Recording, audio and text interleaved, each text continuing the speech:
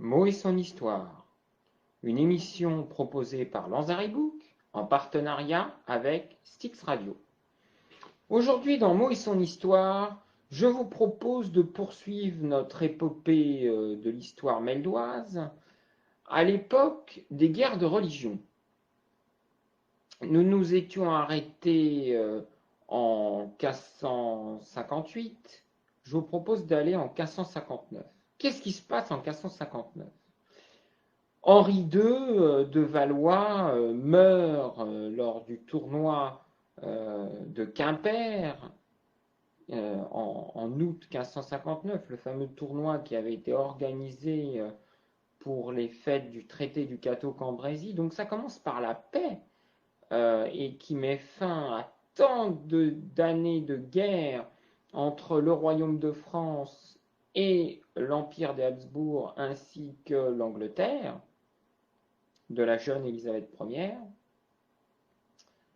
Et Henri II meurt, il se prend une lance dans l'œil du duc de Montmorency, et Catherine de Médicis devient donc régente du royaume de France, et elle a à sa charge un petit garçon de 9 ans, Charles IX,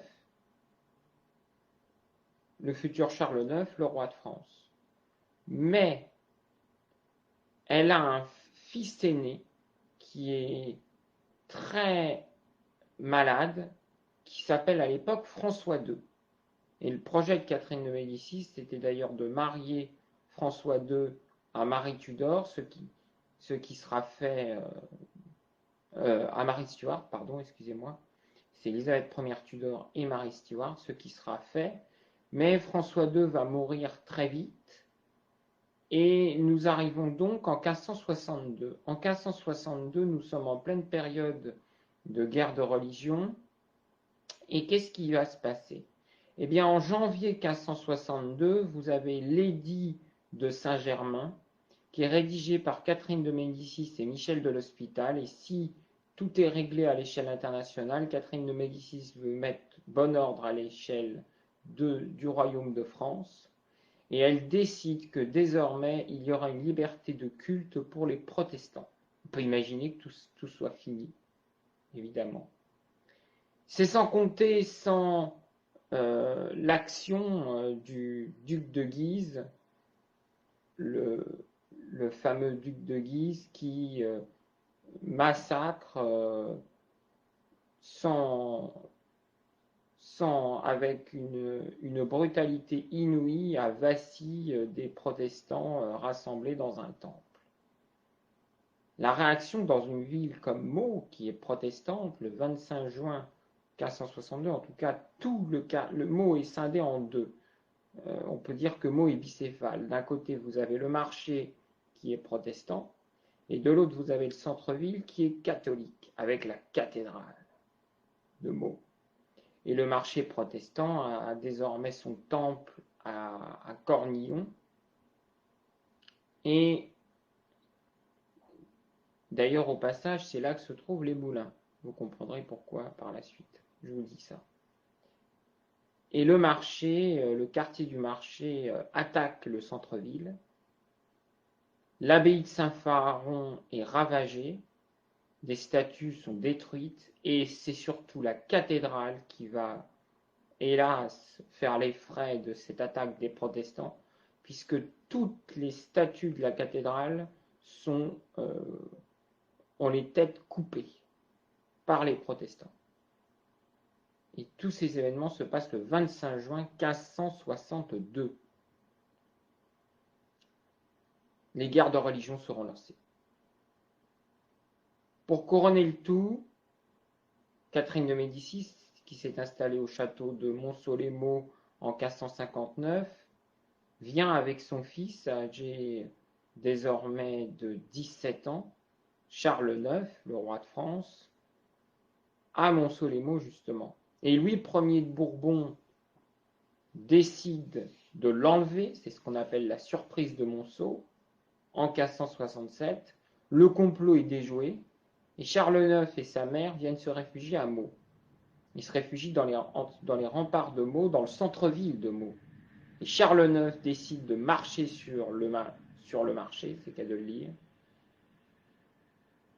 À cette occasion, il marche avec la garde royale, les gardes suisses. C'est un véritable massacre.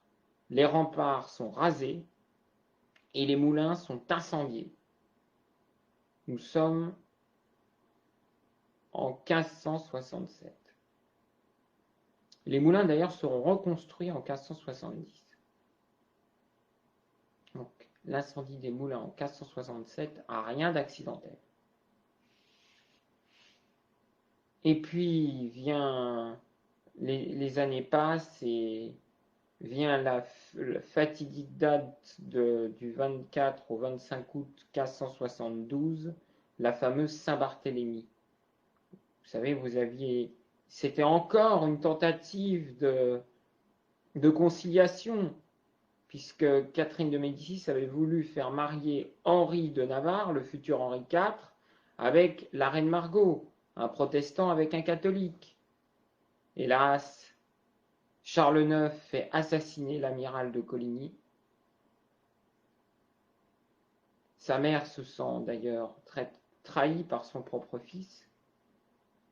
Et on lui doit une formule qu'on tient d'apocryphe, tuez-les tous, pourvu qu'il n'y en ait plus un seul pour me le reprocher.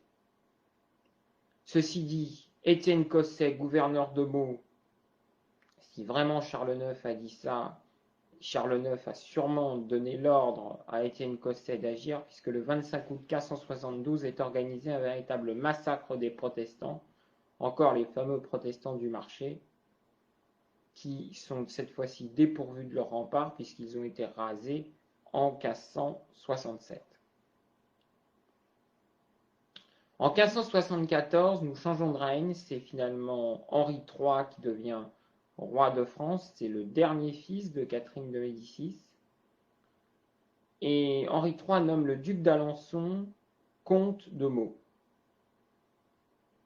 Catherine de Médicis est toujours comtesse de Meaux. Et par la suite, sous Henri III, il va se jouer un événement majeur, c'est en 1587. Catherine de Médicis est reçue par Louis III de Brézé et essaye d'obtenir la conciliation avec le duc Henri de Guise, dit le balafré, parce qu'il avait une balafre sur le visage. Mais malheureusement, la conciliation échoue, puisque Henri de Guise refuse, il est le chef de la Ligue catholique, des extrémistes qui ne veulent pas de la paix. Henri III veut la paix avec les protestants, et il veut mettre hors d'état de nuire Henri de Guise. Et Henri III se dit que finalement, et c'est pour ça qu'il le rencontre également à Meaux, vous voyez, Meaux est vraiment au cœur des guerres de religion à cette époque.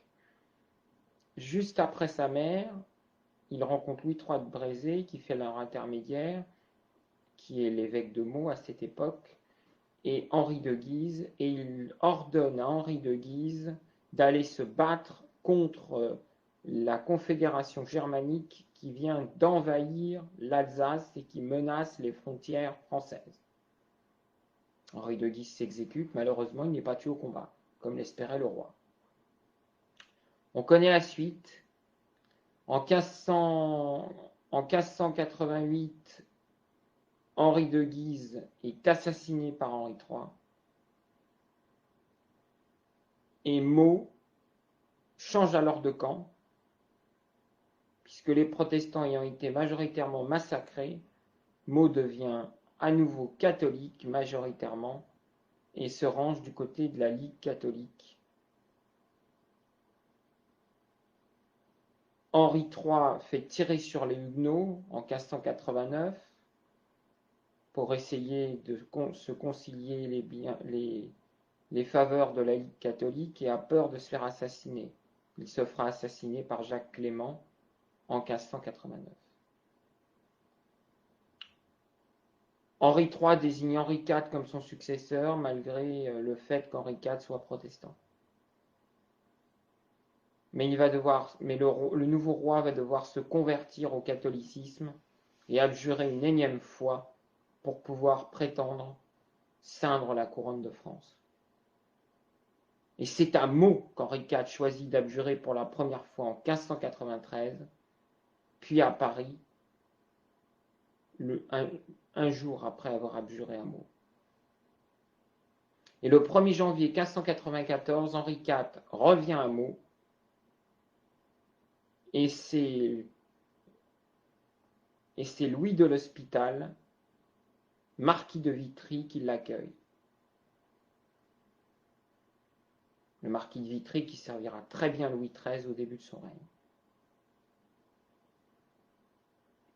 En 1594, les guerres de religion sont terminées pour Meaux. Désormais, une période de paix va commencer. À la faveur de l'édit de Nantes, qui sera promulgué 4 ans plus tard, en 1598. Et pour finir, en 1599, Gabrielle d'Estrées devient marquise de Monceau. Elle meurt en mois d'avril. Henri IV est inconsolable. Et Henri IV et Gabrielle d'Estrées avaient leurs habitudes à Meaux. Vous voyez. Comme quoi Meaux est vraiment au cœur de l'histoire de France en cette fin du XVIe siècle. Je vous remercie de votre attention et je vous dis à demain pour la suite de notre épopée meldoise.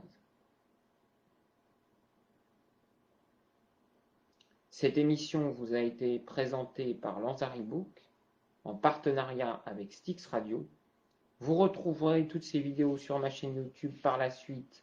Benoît Cazaire, un autre regard sur l'histoire, et je rappelle que mon émission est destinée à toute la famille, parents comme enfants. À très bientôt, au revoir.